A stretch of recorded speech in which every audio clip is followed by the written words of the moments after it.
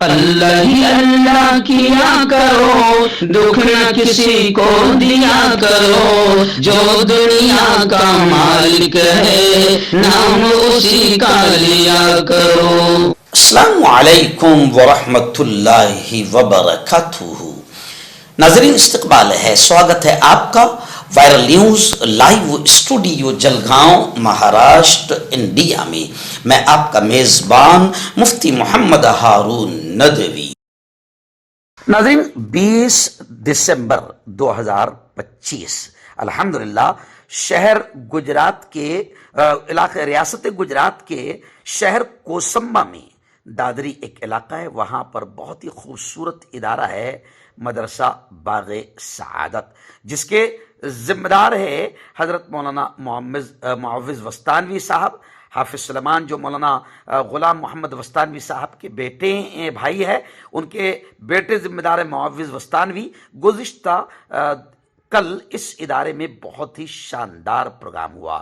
11 سال کی ایک بیٹی حافظ قرآن بنی، اس کو دستار دی گئی، سند دی گئی میرے ہاتھوں سے، مقرر خصوصی کے طور پر میں وہاں پر بلایا گیا تھا۔ الحمدللہ اس پروگرام میں کوسمبا شہر کے علماء کرام نے بڑی تعداد میں شرکت کی، ذمہ داران نے شرکت کی۔ مکہ المکرمہ سے ایک عالم دین آئے ہوئے تھے، ان کا بھی 10 منٹ مختصر سا بیان ہوا، اور بھی یو کے وغیرہ کے باہر بیرون ممالک کے بھی ذمہ دار آئے ہوئے تھے جو بڑے معاون ہیں ادارے کے۔ گزشتہ کل کا مدرسہ باغ سعادت کوسمبا کا یہ پروگرام بے انتہا کامیاب رہا۔ یہاں پر تقریباً 1 گھنٹہ میں نے تعلیم کی اہمیت، ایجوکیشن، شکشن کی اہمیت اور اپنے بچوں کی تربیت کیسی کی جائے، اس پر تفصیلی 1 گھنٹہ گفتگو کیا۔ الحمدللہ مدرسہ باغ سعادت کا یہ پروگرام بے انتہا کامیاب رہا۔ میں مولانا معوذ وستانوی صاحب کو اور ان کی پوری ٹیم کو اور کوسمبا کے دادری کے جن جوانوں نے اس پروگرام کو سجانے میں محنت کی تھی، میں ان تمام جوانوں کو دل کی گہرائیوں سے مبارکبادیاں پیش کرتا ہوں۔ آیت اتری وہ ہے اقرا بسم ربک الذی خلق۔ پڑھ، دیکھو پورا ترجمہ سنو، پڑھ پہلی آیت کا، پڑھ، اللہ نے کہا پڑھ اس رب کے نام سے جس رب نے تجھے پیدا کیا۔ کیوں؟ تو ہم تو ہندو بھائیوں کو بھی کہتے ہیں کہ ہمارے ہاں تو سب سے پہلے پڑھنے کا حکم ہے۔ کیوں؟ ہمارے ہاں تو سب سے پہلے تعلیم کا حکم ہے، ایجوکیشن کا حکم ہے۔ کیوں؟ اور مسلمانوں کو ہم یہ سمجھاتے ہیں کہ جب قرآن سے اتنا پیار ہے کہ قرآن کی کوئی بے عزتی کرے تو تم اس کی جان لینے کو تیار ہو جاتے ہو، جان دینے کو تیار ہو جاتے ہو۔ تو میں کہتا ہوں جب قرآن سے اتنا پیار ہے تو قرآن کہہ رہا ہے پڑھ، تو پڑھتا کیوں نہیں بھاؤ؟ قرآن کیا کہہ رہا ہے؟ پڑھ۔ اچھا، علماء نے بڑی پیاری بات لکھی ہے، علماء نے کہا ہے کہ اللہ نے پڑھنے کا حکم پہلے اس لیے دیا، دیکھو تو غور سے سننا ہے جملہ، اللہ نے پڑھنے کا حکم پہلے اس لیے دیا کہ وہ رب بھی جانتا ہے کہ میرا بندہ، میری بندی جب تک پڑھے گے نہیں مجھے بھی نہیں پہچانے۔ پڑھے گے تو جانیں گے خالق کون، پڑھے گے تو جانیں گے پیدا کرنے والا کون، پڑھے گے تو جانیں گے زندگی کا مالک کون، پڑھے گے تو جانیں گے موت کس کے ہاتھ میں ہے، پڑھے گے تو جانیں گے یہ زمین یا آسمان کس کے ہاتھ میں ہے۔ ورنہ کچھ تو ایسے بھی ہے جب قرآن نہیں پڑھے تو جاوید اختر جیسے خبیث بن جاتے ہیں، نہیں سمجھا؟ اور جب اچھے سے پڑھے تو پھر سماعی ندوی بھی بن جاتے ہیں، سمجھانے والے بھی بن جاتے ہیں۔ تو پڑھنے کا حکم اللہ نے اس لیے دیا کہ اللہ جانتا ہے میرا بندہ پڑھے گا تو مجھے پہچانے کہ بھائی میرا بندہ۔ اچھا، بسم ربک کا پڑھ، دیکھو ذرا غور سے سننا، میرے استاد حضرت مولانا علی میاں ندوی کہتے تھے اس آیت کو سمجھاتے ہوئے کہ اللہ نے پڑھنے کا تو حکم دیا لیکن کچھ بھی پڑھا ایسا نہیں بولا، نہیں تو جاوید اختر بنے گا۔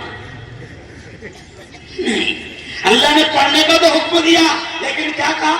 بسم ربک، وہ پڑھ جو تجھے رب سے جوڑے، رب کے نام سے پڑھ، ورنہ پڑھ کر کیوں؟ میں نے کہا نا شیخ، علم انسان کو انسان بنا دیتا ہے، علم بے پایا کو سلطان بنا دیتا ہے۔ اور اگلا جملہ سنو، علم اللہ اگر دے تو عمل بھی دے دے، ورنہ یہ وہ ہے کہ شیطان بنا دے گا۔ اس لیے اللہ نے پڑھنے کا حکم دیا، مگر کیا کہا؟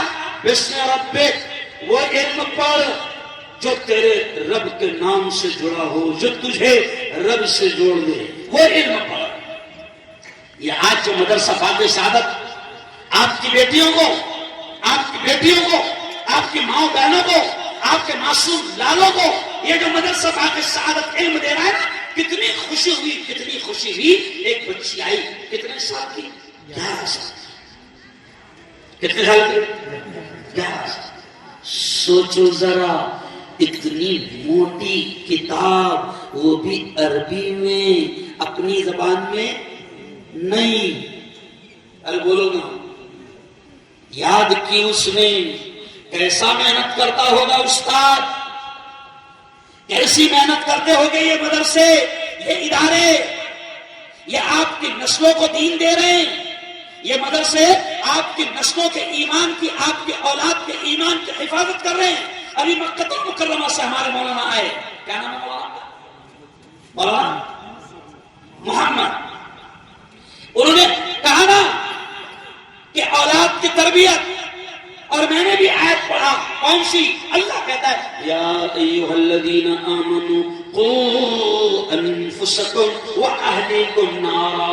اللہ کہتا ہے بڑے پیار بھرے انداز میں، میری بیٹیوں سننا، میرے بھائیوں سننا، اللہ کہتا ہے یا ایھا الذین آمنوا، اے وہ لوگوں جو ایمان لے آئے، یعنی اللہ ایمان والوں سے ہم سے کہہ رہا ہے، کیا کہہ رہا ہے؟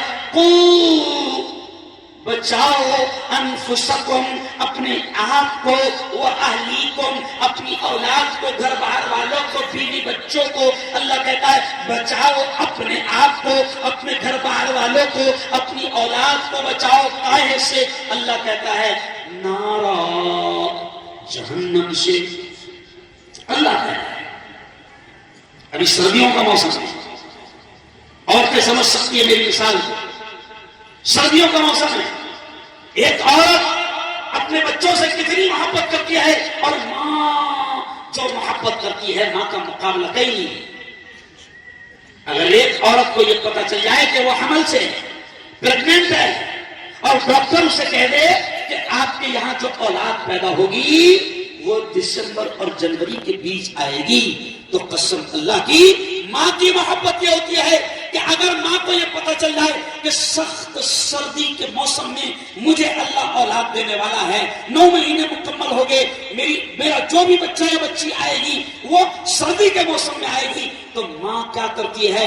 اپنی اس اولاد کو سردی سے بچانے کے لیے وہ اپنے ہاتھوں سے اس کے آنے کے پہلے، بچے کے آنے سے پہلے سوٹر بننا شروع کر دیتی ہے کہ نہیں میرا بچہ آئے گا تو سردی سے بچے گی۔